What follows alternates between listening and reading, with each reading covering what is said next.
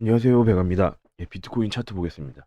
이 차트는 비트코인 달러 코인베이스 주봉 차트입니다. 먼저 주봉 차트를 먼저 좀 보는 이유는 이 중장기적인 그림 하에서 이 장기적인 그림 하에서 지금 눌리더라도 추가적으로 상승을 본다. 이런 말씀을 드리기 위해서 먼저 요 주봉 차트를 먼저 보겠습니다. 이거 예전에 뭐 다 설명드렸던 내용인데 최고점 69K부터 15K 때까지의 하락이 있었고 이후에 요 추세를 이탈하고 강한 저항의 영역이었던 18.4부터 18.9K까지 18.4부터 18.9K까지의 강한 저항의 영역을 돌파를 하면서 적어도 69K부터 내려왔던 하락에 대한 되돌림 반등이 발생하고 있다.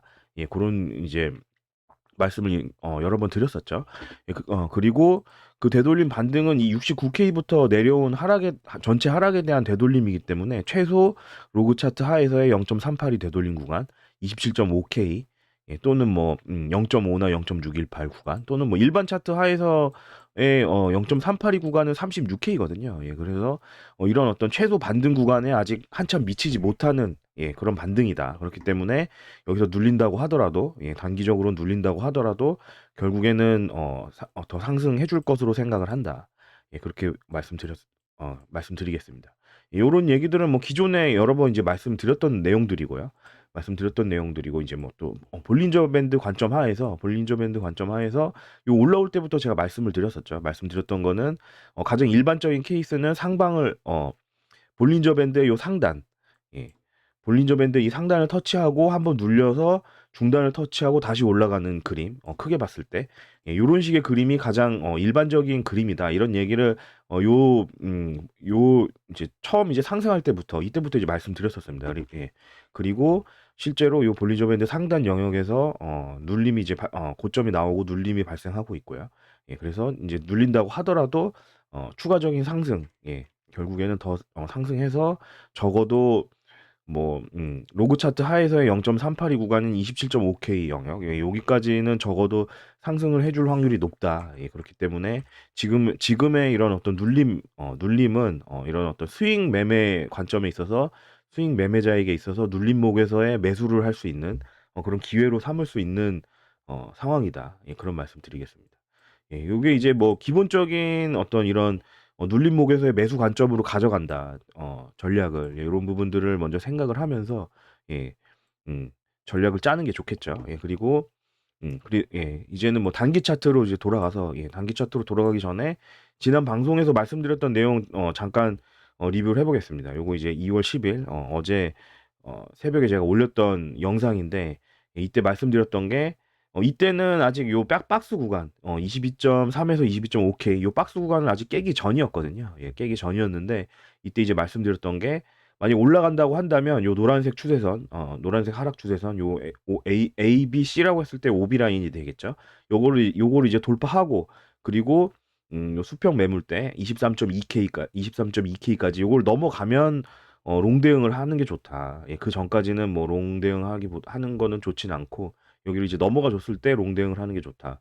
그게 아니고 만약에 4시간봉 종가 기준 22.3에서 22.5K 박스 구간 여기가 깨지면 숏 대응하는 게 좋다. 이런 말씀 드렸었죠. 그래서 뭐 비트코인 곧 방향 나온다. 이렇게 새벽에 올렸었는데 이거 올리고 나서 바로 몇 시간 지나지 않아서 요 박스 구간을 이탈하는 음, 자, 여기서의 요 박스가 아까 그 박스거든요. 피보나치는 잠깐 꺼두고 예, 요 박스 구간입니다. 여기서 영상을 올렸었는데 이후에 요 박스 구간을 깨면서 이제 매도량이 기존보다는 좀 나오면서 거래량이 기존보다는 좀 나오면서 어, 지금 하락하는 21K 때까지 하락하는 그런 모양새를 만들고 있습니다. 그리고 아까 말씀드렸던 이 주봉에서 봤을 때 지금 보면은 이 하락 거래량이 지금 미미하거든요. 요 상승할 때 거래량보다 하락할 때 거래량이 지금 훨씬 작습니다. 그렇기 때문에 음, 요런 부분들도 어떤 이게 찐 하락이 아니라 조정이다. 그런 부분에 그런 주장을 뒷받침할 수 있는 그런 내용이 될 수 있겠네요. 그리고 그래서 뭐 오늘 말씀드려야 되는 내용은 그래서 뭐 이제 뭐 추가적으로 이제 기존에 말씀드렸던 카운팅들 중에 이제 음 자, 요런 식의 이제 상승 오파 카운팅, 예, 요런 식의 상승 오파 카운팅이 있었고요. 그리고 또 어제 말씀드렸던 카운팅 중에 일단 요런 식으로 요 네모 박스 구간을 지켰을 때는 요 빨간색으로 한 파동 더 올리고, 그다음에 이제 사파 조정을 하는 요런 카운팅도 있었는데, 이 카운팅은 이제 무효화가 됐습니다. 예, 무효화가 됐는데, 이유는 자, 지금 이평선을 켜보면, 예, 4시간 봉에서 이평선을 켜보면, 빨간색이 이제 10 EMA, 흰색이 20 EMA, 그리고 풀색이 100 EMA입니다. 예, 그래서 여기서 이제 그 아까 말씀드렸던 박스 구간도 이탈을 했고, 그리고 여기서 이제 흰색과 풀색 20, 100 EMA, 여기 이제 데드 크로스를 했습니다. 데드 크로스가 확인이 됐고, 그리고 요 데드 크로스는 여기서도 발생을 했었다. 그렇기 때문에 이때의 조정과 이때의 조정은 최소 같은 어, 규모의 조정이다. 요때 조정이 뭐 이거보다 더 큰 규모의 조정이 될 가능성은 있겠죠. 그렇지만 작은 규모의 조정은 아니다. 예, 적어도 이 규모의 조정을 하는 거다. 예, 그렇게 말씀드릴 수 있겠습니다. 그렇기 때문에 음, 자, 이 카운팅이 이제 무효화가 된 거고요. 왜냐면은 이 카운팅 하에서는 요 사파가 빨간색 사파가 빨간색 2파와 동일한 규모의 조정인데, 그때는 빨간색 흰색은 데드 크로스 할 수 있지만 흰색 풀색은 데드 크로스를 하면 안 됐기 때문에 요 카운팅이 이제 무효화가 되는 겁니다. 무효화가 되는 거고, 최소 요런 식의 카운팅, 여기서는 이제 파란색 2파에서 흰색 풀색이 데드 크로스를 했고요.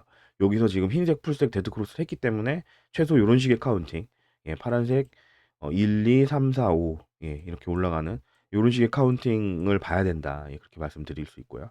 그리고 음, 자, 요 카운팅을 이제 보여드렸을 때 이제 그런 질문 하시는 분들이 계시거든요. 여기서 요 1파를 충격파로 볼 수 있느냐, 예, 충격파로 볼 수 있느냐, 그리고 요 3파도 이게 5개 파동으로 나온 게 맞느냐, 예, 이런 이제 하시는 분들도 계십니다. 그래서 어, 사실 요 카운팅도 제가 예전부터 그려놓고 있었는데, 이제 말씀을 안 드렸었죠. 근데 이제는 적어도 뭐 22.3에서 20.5K 구간 요 위쪽 박스 구간을 깨고 내려왔기 때문에 요런 카운팅도 생각을 할 수 있다.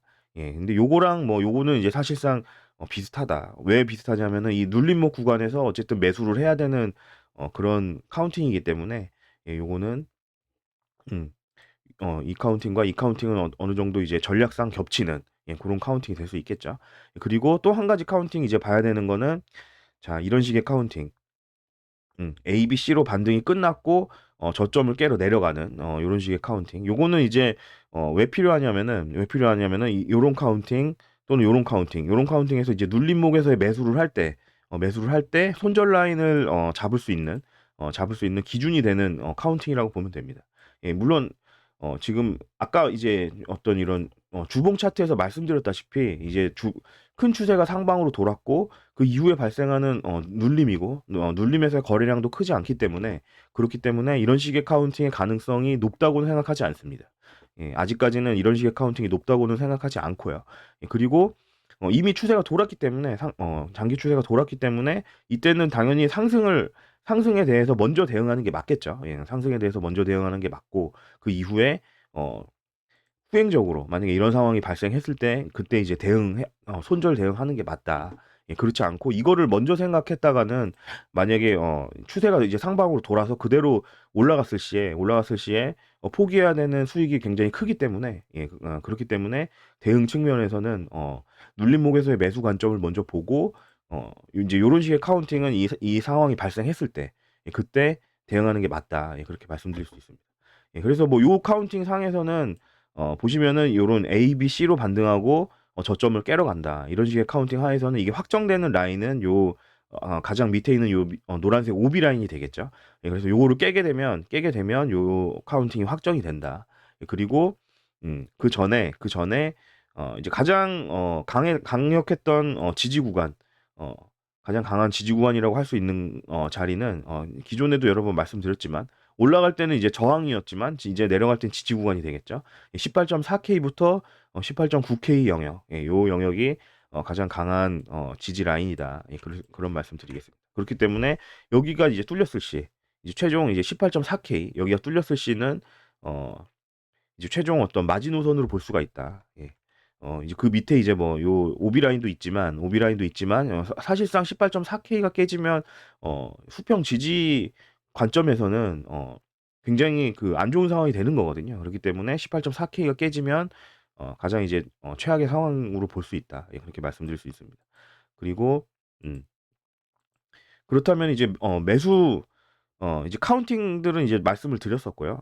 근데 첫 번째 카운팅은 요런 식의 파란색 1, 2, 3, 4, 5인데 이 사파가 0.382까지 되돌림을 줄지 아니면 0.5까지 줄지 혹은 뭐 그 이상을 줄지 그거는 알 수가 없습니다. 그건 알 수가 없는데 뭐 이런 생각은 할 수 있습니다. 2파에서 이게 조정의 규모가 좀 컸거든요. 예, 조정의 규모가 좀 컸기 때문에 보시면은 뭐 0.618 이상을 되돌렸습니다. 618 이상을 되돌렸기 때문에 교대 법칙에 의하면은 사파에서는 좀 짧게 주고 조정을 좀 짧게 주고 갈 수도 있는 예 아니면은 뭐 삼각 수렴이라든가 요 구간에서 이제 삼각 수렴이라든가 플랫 조정 형태의 기간 조정을 하면서 가격적인 눌림은 뭐 382 정도만 예 눌리고 기간 조정으로 좀 대체하고 올라갈 수도 있을 거고요. 그게 아니라 뭐 추가적으로 더 눌려서 0.5나 뭐 혹은 뭐 2만 불 정도까지 예 더 눌릴 수도 있는 예 고런 부분들은 알 수가 없습니다. 그런 부분들을 알 수가 없고 알 수가 없고 음 예 그렇습니다. 그래서 뭐 이런 부분들을 이제 다 생각을 해서 이제 매매 전략을 좀 말씀을 드리자면 이제 분할 매수 해볼 수 있는 분할 매수 해볼 수 있는 구간은 대략 2만 불부터 0.38이 되돌림인 구간인 21.2K 구간, 2만 불부터 21.2K 구간 여기가 분할 매수를 해볼 수 있는 좋은 구간이다. 예, 그런 말씀드리겠습니다. 왜 0.38이 0.5, 0.618 중에 왜 2만 불부터 0.382 구간까지를 잡았냐면 이제 수평 지정 관점에서 요 이 19.7K부터 19.7K부터 2만 불 요 사이 영역이 어떻게 보면은 이제 가장 밑에 영역 18.4에서 18.9K 18.9K를 가기 전에 가장 강한 지지 영역이거든요. 그렇기 때문에 요 영역 하에서 요 영역 근처에서 지지를 받고 올라갈 가능성도 있다. 예 그리고 음 가장 이제 마지막 수평 지지 구간 여기는 18.4에서 18.9K인데 여기는 개인적인 생각으로는 이 올라갈 때의 추세가 강했고 올라갈 때의 추세가 강했고 이때 구간이 이제 이 이제 처음 상승에 2.618까지 되돌렸습니다. 2.618 구간까지도 연장이 됐거든요. 예, 요 길이에 비해서 요 길이의 비율이 2.618배다. 예, 그거를 조금 넘겼다. 이렇게 말씀드릴 수 있습니다. 그래서 이거는 이제 강추세로 좀 올라왔기 때문에 이런 모멘텀이 강했기 때문에 여기서는 이제 조정을 좀 짧게 주고 2파에서는 조정을 좀 깊게 줬기 때문에 요 4파에서는 조정을 좀 짧게 주고 갈 수도 있다. 예, 그리고 그렇기 때문에 예. 그리고 그 위에 이제 강한 어떤 지지 영역들이 많이 포진을 하고 있습니다. 포진을 하고 있기 때문에 실질적으로는 이런 어떤 18.4에서 18.9K 이 마지막 마지노선 구간 여기까지는 내려오지 않고 올라갈 가능성이 더 있다. 예 고런 부분을 좀 생각을 해야 된다. 예 그렇게 말씀드릴 수 있습니다. 그래서 뭐 이제 강한 지지 영역이었던 2만 불 19.7도 뭐 그렇지만 위쪽인 2만 불부터 0.382 되돌림 구간인 21.2K 구간 요 영역 하에서 어 분할 매수를 할 수 있다. 분할 매수를 하고 그리고 뭐 19.7K가 깨진다든가 혹은 이 가장 아래쪽 박스인 18.4에서 18.9K가 깨진다든가 이럴 때는 이제 분할로 손절하는 그런 식의 이제 전략을 구성하는 게 좋지 않나 하방에서. 예 그렇게 말씀드릴 수 있겠습니다. 그리고 일부는 뭐 이런 식으로 내려갈 때 이제 예측 매수를 통해서 분할 매수를 할 수 있고요. 그리고 음 이제 생각보다 뭐 이제 매수가 좀 덜 된 상황에서 뭐 반등을 한다든가 혹은 뭐 매수를 뭐 분할 매수를 다 했다고 하더라도 일부는 또 확인 매수를 분할로 또 담는 게 좋다. 예, 리스크 관리 차원에서. 그때는 요런 식으로 어떤 저점을 만들고 약간 반등이 나왔을 때 확인된 저점을 손절로 이제 추격을 좀 붙을 수 있겠죠. 예, 그리고 또 일부는 요런 오비 라인, 오비 라인, A, B, C라고 했을 때 지금 현재까지는 이게 오비 라인인 거거든요. 그래서 이 오비 라인을 돌파를 했을 때 그때 또 돌파 매수 관점에서 또 추격을 할 수 있다. 이런 식으로 좀 어떤 이제 눌림목에서의 매수 그리고 확인 매수 저점이 나오고 올라갈 때 확인 매수 이런 식의 이런 여러 가지 전략들에 에서 뭐 일부를 뭐 선택한다든가 혹은 여러 가지 전략을 섞어서 분할로 매수를 한다든가 예 이런 식의 어떤 전략을 좀 취할 수 있다. 예 고 정도 말씀드리겠습니다. 그래서 뭐 오늘 말씀드릴 내용은 여기까지고요. 음 아직까지는 뭐 이게 저점이 여기서 저점이 아직까지 나왔다라고 확신할 수는 없고, 예, 저점이 나왔다라고 얘기할 만한 근거는 아직까지는 없습니다. 아직까지는 없는 상태고, 그렇기 때문에 그리고 이제 올라온 상승분에 대한 아직 0.38일 되돌림도 하지 않았기 때문에 추가적으로 단기적으로 더 눌릴 수 있다. 예, 그리고 그때 이제 매수 전략들 설명드렸고요. 예, 그리고 중장기 차트 하에서는 추가적으로 좀 눌린다고 하더라도 결국에는 적어도 뭐 볼린저 밴드의 주봉 중단, 볼린저 밴드 주봉 중단이 지금 아직까지는 19K 초반대 있거든요. 그래서 요것만 지킨다면, 예, 최종적으로는 볼린저 밴드 중단만 지킨다면 추가적으로 상승을 본다. 예, 그렇게 말씀드릴 수 있겠습니다. 예, 여기까지 하겠고요. 예, 구독, 좋아요 눌러주시면 감사하겠습니다. 예, 감사합니다.